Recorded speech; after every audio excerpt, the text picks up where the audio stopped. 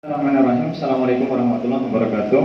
Yang saya hormati Bapak Kepala Sekolah SMA Negeri 1 Nunukan Barat, Bapak Edi Baktiar, Bapak Wakil Kurikulum, Bapak Ibu Dewan Guru, staf tata usaha. Pertama-tama marilah kita panjatkan puji syukur kita kehadirat Allah Subhanahu wa taala atas semua nikmat yang diberikan kepada kita, terutama nikmat Islam, nikmat sehat dan sempat kita bisa hadir pada rapat dinas pelaksanaan kegiatan PAS yang insya Allah akan kita laksanakan pada tanggal 30 Desember insya Allah.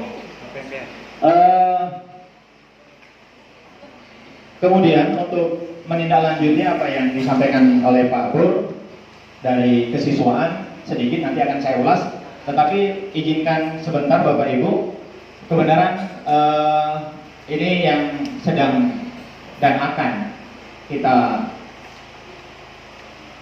alami nanti. Dan kebenaran kami dari MBMP Bahasa Inggris itu ada istilah sharing session, yaitu setiap anggota itu wajib untuk mempresentasikan materi, baik itu media pembelajaran, baik itu metode pembelajaran maupun kebijakan-kebijakan baru. Nah, kebenaran saya kemarin dapat materi tentang National Assessment Bahasa Inggris, atau dalam bahasa Indonesianya adalah Assessment Nasional. Karena seperti kata Pak Guru tadi, memang assessment itu bermakna penilaian, bahasa Inggris sama dengan tes, sama dengan evaluation. Nah, sebentar Bapak Ibu, tidak makan waktu 20 menit mungkin. Ya. Materi ini saya ambil dari buku yang dikeluarkan langsung oleh Menteri Pendidikan dan Kebudayaan. Artinya apa yang akan di-slide-kan itu valid. Kalau seandainya ada salah informasi, itu berarti akan ada salah interpretasi saya secara mandiri, atau artinya secara individu saya salah menginterpretasikannya. Pertama Bapak Ibu, sebelum kita masuk ke AKM, sebenarnya kita harus masuk dulu ke payung besarnya, atau dalam bahasa istilahnya umbrella-nya. Kita tidak bisa mengatakan AKM kalau kita belum masuk dalam cakupan yang lebih besar, yaitu asesmen nasional. Karena asesmen nasional sendiri nanti punya 3 turunan. Turunan yang pertama adalah AKM, turunan kedua adalah survei karakter, turunan yang ketiga adalah survei lingkungan pendidikan. Sementara AKM sendiri pun nanti akan ada 2, yaitu AKM nasional dan AKM berbasis sekolah. Nah, sebelum kita masuk pada turunan-turunan itu, kita akan bahas dulu tentang payungnya dulu. Apa itu yang dimaksud dengan asesmen nasional? Asesmen nasional itu sebenarnya hampir mirip dengan ujian nasional, karena di buku ini dikatakan sebenarnya asesmen nasional itu tidak menggantikan ujian nasional apabila ditilik dari fungsinya, yaitu memberikan evaluasi. Hanya saja sedikit perbedaan, asesmen nasional itu paling tidak punya 3 tujuan. Tujuan pertama adalah memotret mutu. Yang kedua itu adalah memberikan cermin tentang kualitas setiap satuan pendidikan. Dan yang ketiga adalah memberikan umpan balik. Jadi ada 3 tujuan dari asesmen nasional tadi. Nah, kemudian kalau kita sudah paham tentang asesmen nasional, baru kita turun pada turunannya, yaitu AKM, survei karakter, dan survei lingkungan belajar. Siapa yang kemudian menjadi responden atau objek dari asesmen nasional? Pertama, siswa. Kedua, guru. Ketiga, kepala sekolah. 3-tiganya adalah objek dari asesmen nasional. Hanya saja ketiganya mempunyai kategori yang berbeda. Contohnya, objek yang pertama adalah siswa. Siswa pada asesmen nasional akan mendapatkan 3. Yang pertama AKM, yang kedua survei karakter, yang ketiga survei lingkungan belajar. Artinya siswa akan melaksanakan AKM dalam bentuk tes, yang pertama. Yang kedua, siswa akan mendapatkan tes survei karakter, tapi tidak dalam bentuk tes tertulis, tapi dalam bentuk survei. Dan yang ketiga, nanti siswa juga harus mengisi kuesioner tentang survei lingkungan belajar di unit kerjanya masing-masing. Siswa dapat 3. Guru sebagai objek dapat 1. Guru nanti akan diberikan kuesioner secara online yaitu tentang survei lingkungan belajar yang harus dikerjakan selama 2 minggu, Pak. Surveinya dilaksanakan selama 2 minggu oleh guru. Kepala sekolah pun sama. Kepala sekolah nanti akan mendapatkan survei, yaitu diminta untuk mengisi survei kuesioner tentang survei lingkungan belajar. Jadi setelah kita tahu assessment, maka kita akan tahu tentang AKM, survei karakter, dan survei lingkungan belajar. Itu turunan dari assessment nasional. Itu yang pertama. Yang kedua, kita lihat siswa sebagai objek assessment nasional itu dipilih untuk SD itu kelas 5, SMP kelas 8, dan SMA kelas 11. Pertanyaannya, kenapa? Karena kalau berdasarkan buku ini, mereka masih dalam proses pembelajaran, sehingga hasil dari assessment nasional apabila siswa tersebut mendapatkan predikat kurang baik, masih ada proses kelanjutan 1 tahun untuk memperbaiki kegiatan pembelajaran tersebut. Itu yang dikatakan tadi fungsi assessment nasional ada 3 tadi, yaitu sebagai potret, kedua sebagai cermin, yang ketiga sebagai refleksi. Nah, Bapak Ibu, untuk assessment nasional atau AKM nasional, nanti turunannya AKM nasional, siswa itu tidak semuanya melakukan AKM. Jadi kalau kita terbayang tadinya ujian nasional itu dilakukan oleh seluruh siswa. Ternyata kalau KKM, kalau dia AKM nasional tidak. Untuk siswa SD akan dipilih 30 saja untuk AKM nasional. Untuk siswa SMP dan SMA itu 45. Pemilihannya ditentukan oleh pusat berdasarkan 3 kategori strata sosial ekonomi masyarakat atau siswa tersebut. Siswa akan dipilih dari strata siswa mampu, siswa menengah, dan siswa tidak mampu dengan jumlah yang sudah ditentukan, yaitu 30 dan 45. Kapan pelaksanaannya? Untuk SMA dan SMP pelaksanaannya itu di pertengahan Maret atau di akhir Maret 2021. Sementara untuk SD itu akan dilaksanakan pada bulan Agustus 2021. Itu yang masuk dalam AKM nasional, karena AKM nanti ada 2. Kemudian guru, yaitu guru SD, SMP, SMA sama. Semua guru menjadi responden. Diberi waktu 2 minggu seperti saya katakan tadi, mengisi kuesioner secara mandiri. Artinya kuesionernya nanti akan banyak. Apa itu kuesionernya? Yaitu tentang survei lingkungan belajar. Jadi kita nanti sebagai guru akan mengisi survei lingkungan belajar, dan kepala sekolah pun seperti itu. Nah, itu tentang objek assessment nasional. Kemudian apa yang diukur? Nah, seperti saya katakan tadi, siswa akan mendapatkan 3 dari assessment nasional. Pertama AKM nasional, kedua survei karakter, ketiga survei lingkungan pendidikan. Di AKM ada 2 turunan, yaitu literasi dan numerasi untuk AKM-nya. Ini sifatnya teks tertulis siswa. Berapa siswa? 45 siswa untuk SMA sekolah kita. Dipilih berdasarkan 3 strata sosial tadi. Pertanyaannya, kenapa harus literasi dan numerasi? Di buku dijelaskan bahwasanya sebenarnya kita sedang flashback atau kembali ke metode pembelajaran zaman dahulu, yaitu ditekankan pada membaca yang sekarang disebut dengan literasi dan berhitung yang disebut dengan numerasi. Apa bedanya? Ketika siswa mengerjakan tes literasi, maka siswa hanya berkutat pada pemahaman teks, evaluasi, refleksi, dan pemahaman atas apa yang ada di dalam teks itu sendiri. Sementara kalau numerasi, maka siswa akan berkutat pada fakta, data, number, dan seterusnya, korelasinya dengan matematika. Pertanyaan berikutnya adalah, di SMA itu ada program IPA IPS. Bagaimana AKM-nya? Apakah berdasarkan program? Tidak.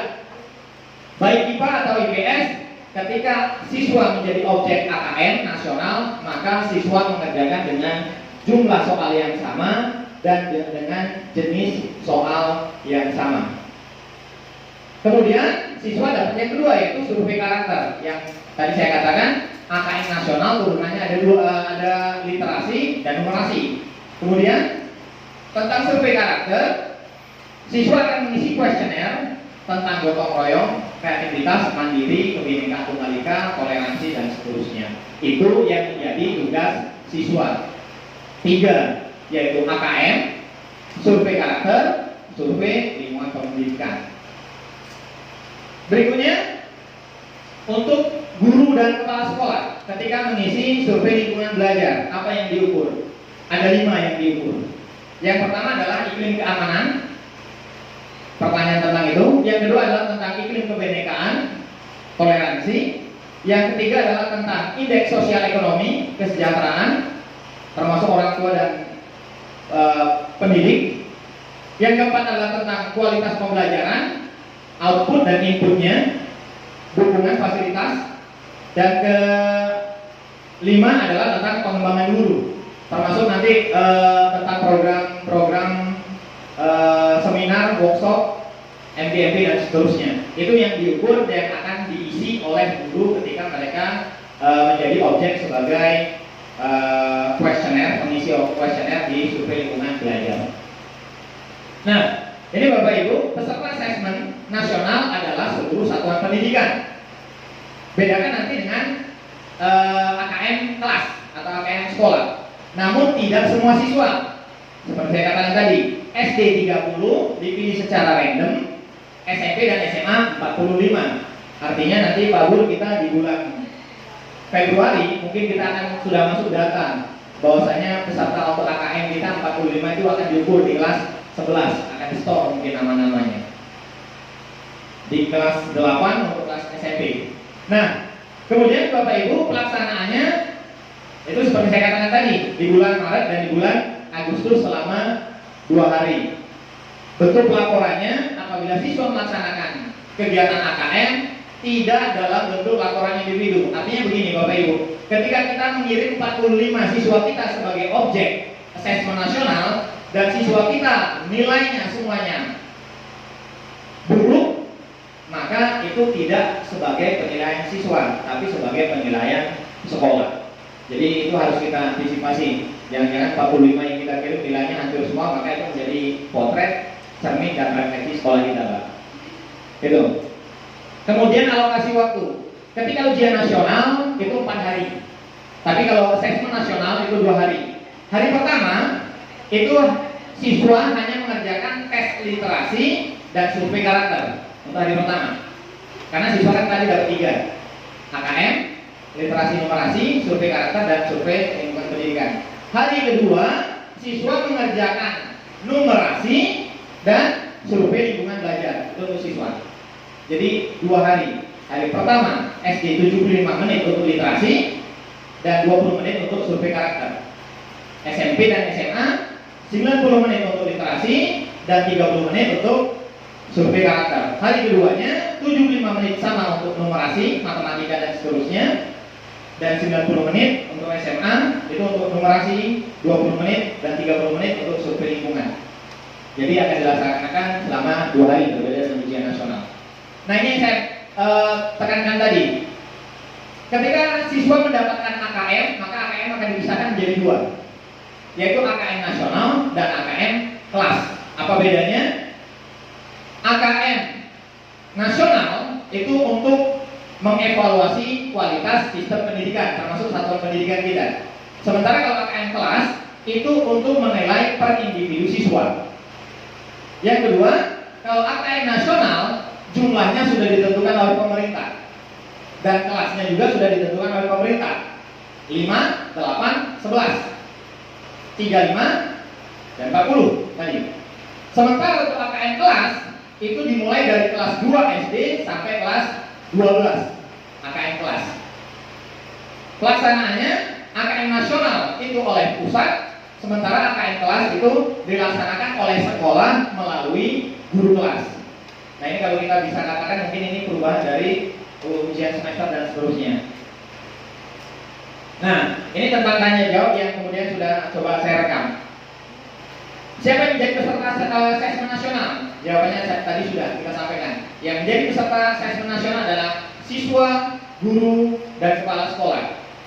siswa ditentukan jumlahnya dan kelasnya, guru hanya mendapatkan 1 dalam bentuk kuesioner lingkungan pendidikan, kepala sekolah pun demikian, sementara siswa akan mendapatkan 3. AKM, survei lingkungan, dan survei karakter. Apakah asesmen nasional menggantikan ujian nasional? Secara fungsi tidak, yaitu untuk mengevaluasi, tetapi perannya iya, untuk memotret kualitas satuan pendidikan masing-masing pada wilayah tertentu di seluruh wilayah Kesatuan Republik Indonesia. Mengapa diukur? Itu literasi dan numerasi, seperti saya jelaskan tadi, karena kita sebenarnya kembali kepada proses pembelajaran dulu, yaitu membaca dan berhitung, dan itu adalah basic skill of learning, proses dasar pemahaman dari pengetahuan. Maka kita kembali lagi pada literasi dan numerasi. Apa perbedaan AKM dan ujian nasional? Seperti kita ketahui bersama, ujian nasional itu hanya mengukur tentang konten, dan satu yang diukur yaitu kemampuan kognitif, sementara kemampuan psikomotorik dan afektifnya tidak terukur secara sempurna. Sementara kalau di AKM tidak. Kenapa? Karena siswa nanti untuk afektif dan psikomotoriknya mereka mengisi survei karakter dan survei lingkungan sekolah. Jenjangnya kalau ujian nasional kita ketahui bersama, sejak diberlakukannya wajib belajar 9 tahun, maka SD tidak ada lagi ujian nasional. Maka ujian nasional hanya untuk SMP dan SMA. Sementara untuk AKM itu dari SD sampai ke SMA dengan level yang sudah ditentukan tadi. Level muridnya kalau ujian nasional hanya tingkat akhir. Sementara kalau untuk AKM itu kelas 5, kelas 7, dan kelas 9. Subjek objek muridnya seluruh murid. Sementara kalau AKM itu berdasarkan sensus sekolah. Model soalnya. Nah Bapak Ibu, kalau ketika di ujian nasional atau di semesteran ini kita berputar pada 2 jenis soal, yaitu pilihan ganda dan esai. Sementara di AKM soalnya itu akan menjadi 5. Pilihan ganda kompleks, menjodohkan. Bayangkan Bapak Ibu anak SMA kemudian akan balik lagi pada materi soal menjodohkan, menyilang gambar. Ada 2 opsi yang kemudian hanya ditarik garis-garis saja. SMA pun akan melaksanakan itu nanti. Isian singkat itu hanya berdasar tanggal, tahun, nama, ya, dan uraian. Jadi lebih kompleks, artinya lebih mencakup semuanya. Perbedaan berikutnya adalah ujian nasional 4 hari, AKM cuma 2 hari. Ujian nasional semi online, AKM full online. Itu perbedaannya. Nah ini Bapak Ibu, materi yang harus dan akan kita buat instrumennya, dan pasti. Kalau hari ini, semester ini kita hanya membuat 25 soal pilihan ganda, tok tanpa uraian. Tapi kalau ketika AKM dilaksanakan, maka 5 jenis soal ini harus include semuanya. Pilihan ganda, memilih 1. Pilihan ganda kompleks, artinya kita menyediakan lebih dari satu opsi yang benar. Bisa saja A dan B yang benar, atau A, B, C benar. Itu namanya pilihan ganda kompleks. Kemudian menjodohkan, menarik garis silang atau vertikal atau horizontal pada titik tertentu. Isian singkat hanya menyebutkan nama, benda, tempat, dan jawaban lainnya. Uraian itu yang biasanya kita buat dalam soal-soal kita. Pertanyaan berikutnya, berapa banyak murid? Seperti sudah kita katakan tadi, 30, 40, dan 36. Jumlah soalnya, kalau kita sekarang berdasarkan kebijakan sekolah masing-masing. Bapak Ibu kemarin ketika saya MGMP itu bahasa Inggris itu langsung membuatkan soal MGMP. Jadi nanti Bu Ermina, Pak Anton kalau belum sempat buat soal, kita akan upload soalnya dari MGMP. Sudah ready, tinggal di share saja, tinggal diedit. Ya. Nah, jumlah soalnya kalau kita semesteran ini berdasarkan kebijakan sekolah masing-masing. SMA Indralaya Utara itu 40 soal plus esai. Induk seperti induk 30 berapa Bu? 35 atau 25 laporan kemarin. 35. Kita 25. Artinya kebijakannya kembali ke sekolah masing-masing. Tapi untuk AKM tidak. Untuk SD wajib 30 soal dengan 5 komponen soal yang ada tadi. Sementara SMA dan SMP itu 36 soal. Tidak boleh berdasarkan kebijakan karena apapun alasannya. Nah, Bapak itu mungkin itu saja yang bisa saya sampaikan karena kebenaran saya kemarin mengisi materi AKM di MGMP sebagai pembicara, dan ini saya sharing kepada Bapak Ibu sebagai wujud bahwasanya Bapak Ibu kalau aktif di MGMP pasti juga akan berdampak pada sekolahnya masing-masing. Maka di sini juga saya mengajak pada Bapak Ibu untuk sekali lagi aktif di MGMP dan studinya masing-masing. Itu yang bisa saya sampaikan tentang AKM. Kemudian yang berhubungan dengan kesiswaan sedikit. Pertama, saya sudah share tentang DPU yang diminta Bu Mai karena akan dan operator karena akan minta DPU dan ijazah, maka saya minta tolong untuk wali kelas 12. Saya sudah share dan pasti saya yakin sharing-sharingnya sudah di-share ke siswa untuk foto itu. Dan kemudian untuk wali kelas 10 saya juga minta tolong karena Pak Akbar saat ini juga sedang berjalan untuk proses kegiatan foto kartu pelajar, jadi mohon kerjasamanya. Nah, untuk yang lab tadi Pak, membersihkan lab atau apapun, sebenarnya saya bisa jamin Pak sebagai siswaan, saya akan koordinasi dengan Pak Adi, apapun kerja yang membutuhkan tenaga dan mobilitas siswa, saya pastikan bisa. Saya pastikan bisa, dengan satu catatan, yang nunggunya ada. Kalau Pak Edi target 2 hari, kita bisa target setengah hari Pak. Betul, ya betul, dengan catatan ada yang nungguin. Kalau saya kontak Pak Adi, saya kontak Pak Akbar, mau berapa personil, mau didatangkan 320, datangkan semua bisa. Kan begitu kan? Tapi masalahnya sekarang biasanya yang kerja ada, yang mungkin ada, akhirnya kabur masing-masing, akhirnya tidak selesai. Nah, jadi nanti apapun, kalau pembersihan apapun, ya silakan saja nanti berkoordinasi dengan kami akan bantu dari siswa. Terima kasih, mohon maaf atas segala kehilafan. Pada Allah saya mohon ampun. Assalamualaikum warahmatullahi wabarakatuh. Waalaikumsalam warahmatullahi wabarakatuh. Untuk Pak Ini videonya